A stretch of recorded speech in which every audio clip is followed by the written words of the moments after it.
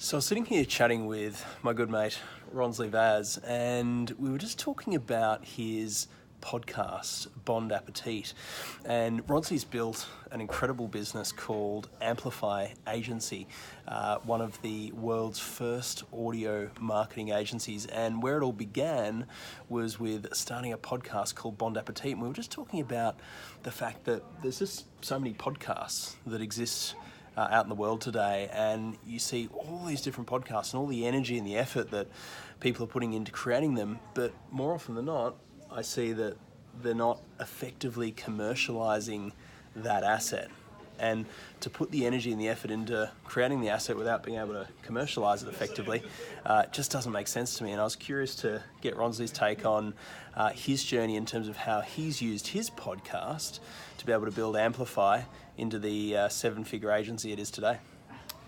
Mike, thanks for having me.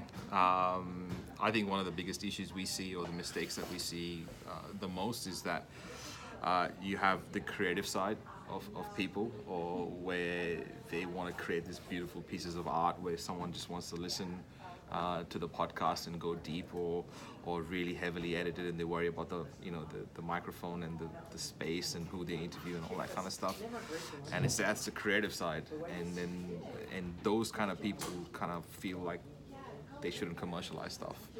They feel like it's giving up on the art if they go and make money from it. I mean, you hear that a lot, right? Mm-hmm. And then there's the other side of stuff where we have the commercially inclined people, where they only think of the return on investment and they don't think of the creative at all. So they'll create stupid stuff like a financial advisor will come up and say, I want to start a financial advising podcast.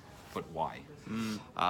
When you think about how quickly people are scrolling stuff in Facebook, and you think about the internet on your phone being slightly slower, how much we value time. If someone doesn't put that effort into creating the podcast with a commercial and a creative intent, then why would someone listen to you? If you've not put the time and effort into figuring that out, like, why would someone listen to you? There's a huge concept gap, and that's probably why 93% of the podcasts that are on iTunes have 7 or less episodes.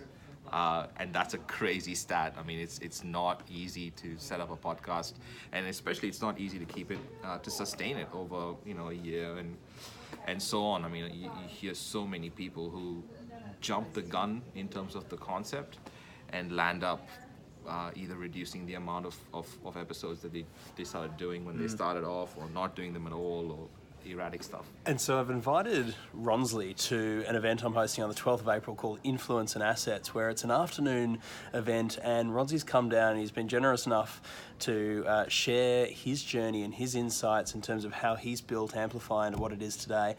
And the format of that afternoon is going to be me doing a Q&A to be able to deep dive into the tactics of how he has built Amplify into a seven-figure agency, as I said, very well recognized in the field of audio marketing, which is kind of a bit of a novel and unique concept. And so I'm really looking forward to having Ronsley come along. And mate, thank you for joining us. And can I encourage you, book a ticket, get down, and on the 12th of April in Paddington and Brisbane, we're going to run a really awesome event. Tickets are $35, but if you're watching this video, I'm going to put on a little bonus for you, and just going to slash the price to $19. For less than $20, you're going to get a great afternoon hanging out with this man, and I look forward to seeing you there.